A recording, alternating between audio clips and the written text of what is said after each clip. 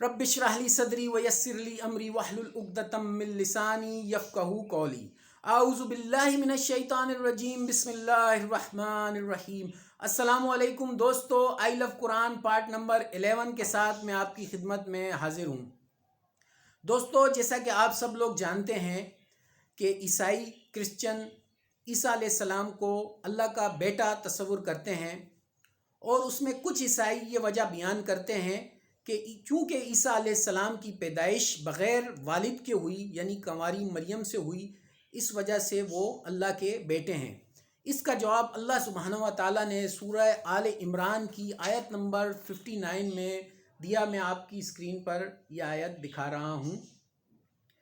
इन्ना मसला ईसा इंदल्लाहि कमसली आदम खलक़हू मिन तुराबिन सुम्मा क़ाल लहू कुन फ़यकून।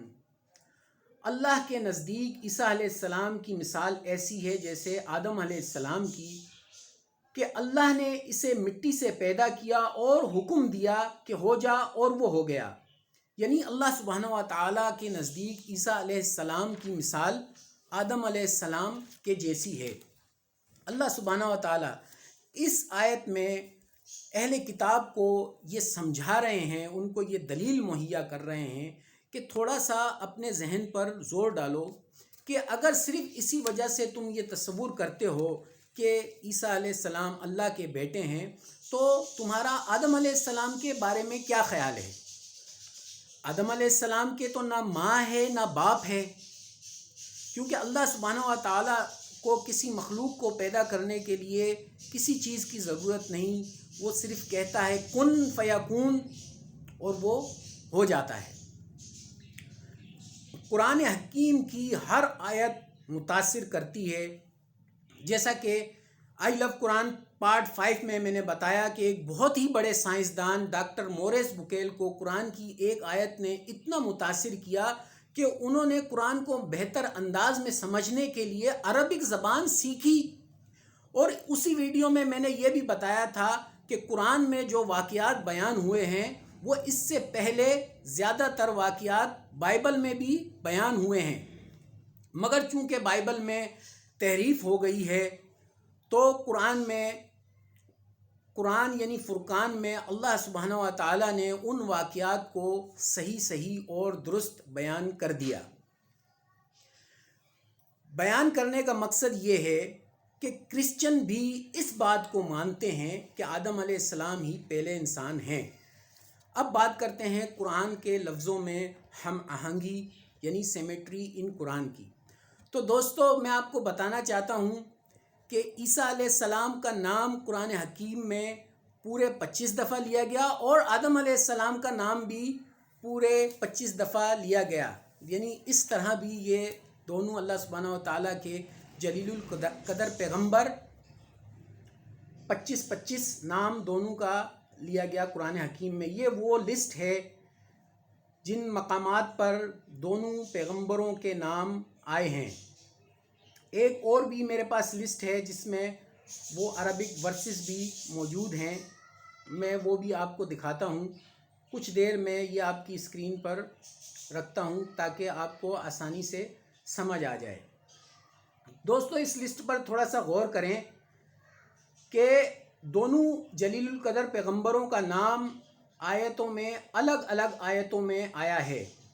सिर्फ़ एक जगह पर दोनों पैगंबरों का नाम एक साथ आया, जो आयत मैंने आपको पढ़कर सुनाई। इस लिस्ट में वो 7वें नंबर पर है। सूरह आले इमरान 3 नंबर सूरा की आयत नंबर 59। बाकी आप इस लिस्ट पर गौर करें तो नाम अलग अलग आयतों में आए हैं। फिर ये नाम 19वें चैप्टर में जो सूरह मरियम है एक साथ आता है, चैप्टर में, आयत में नहीं, चैप्टर में। आयत नंबर 34 में नाम आता है हज़रत ईसा अलैहिस्सलाम का और आयत नंबर 58 में नाम आता है हज़रत आदम अलैहिस्सलाम का। तो 19वां ही चैप्टर है।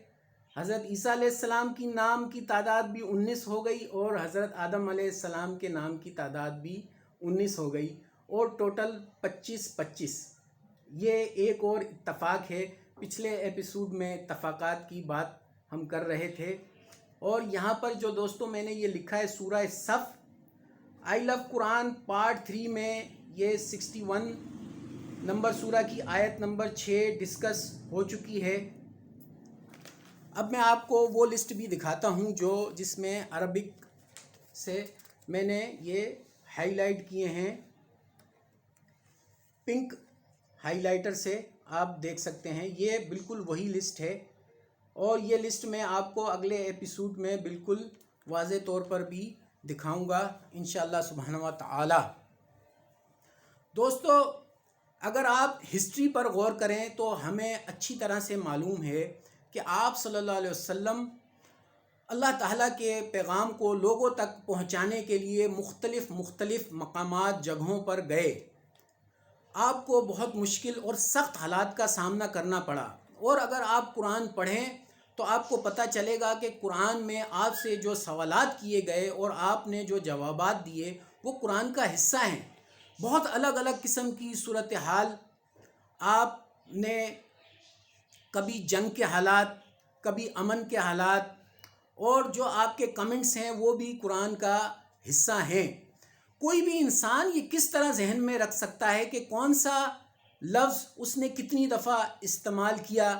یہ کسی بھی انسان کے لیے ممکن ہی نہیں ہے۔ بلا شبہ قرآن حکیم اللہ سبحانہ و تعالیٰ کا کلام ہے، اور غیبی مدد کے بغیر ایسا کلام ممکن ہی نہیں۔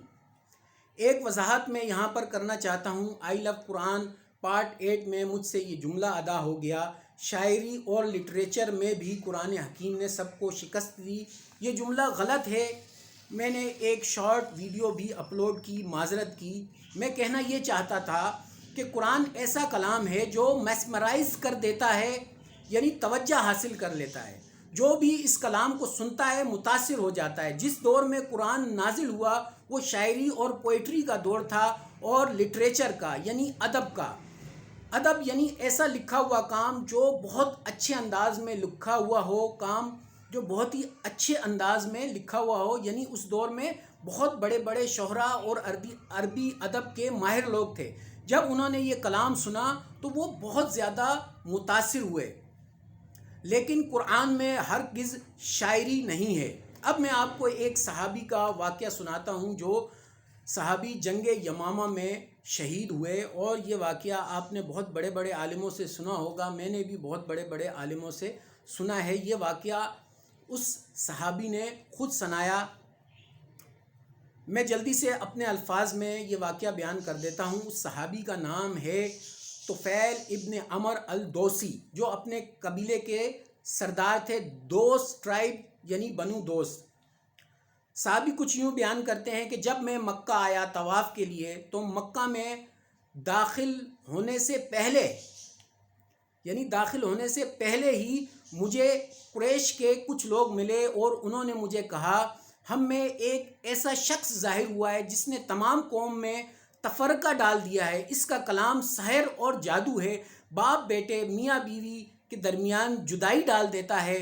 آپ اس سے بچیں، ہمیں اندیشہ ہے کہ آپ اور آپ کی قوم اس مصیبت میں مبتلا نہ ہو جائیں۔ جہاں تک ممکن ہو آپ اس کی بات نہ سنیں۔ قریش کے لوگوں نے مجھے اس قدر ڈرایا کہ میں نے اپنے کانوں میں روئی ڈال لی کہ کہیں اتفاقاً بھی اس شخص کا کلام میرے کان میں نہ پڑ جائے۔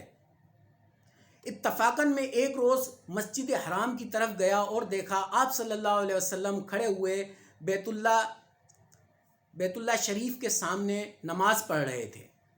میں آپ کے قریب جا کر کھڑا ہوا، اگرچہ میں یہ چاہتا تھا کہ میں آپ کا کلام نہ سنوں۔ پھر میں نے سوچا میں تو ایک عاقل مرد ہوں، یعنی اچھے برے کو سمجھتا ہوں، مجھ پر یہ کلام کیا اثر کرے گا؟ میں کلام ضرور سنوں گا، اگر عمدہ اور اچھا ہوا تو اسے قبول کر لوں گا، اگر پسند نہ آیا تو چھوڑ دوں گا۔ طفیل ابن عمر الدوسی نے جب یہ کلام سنا اس نے فوراً کلمہ پڑھ لیا اور کہا خدا کی قسم میں نے قرآن مقدس سے بہتر کوئی کلام سنا ہی نہیں، اور اسلام سے زیادہ معتدل کسی اور دین کو پایا ہی نہیں۔ انشاءاللہ اگلے ایپیسوڈ میں کسی نئی آیت کے ساتھ حاضر ہوں گا۔ اللہ حافظ۔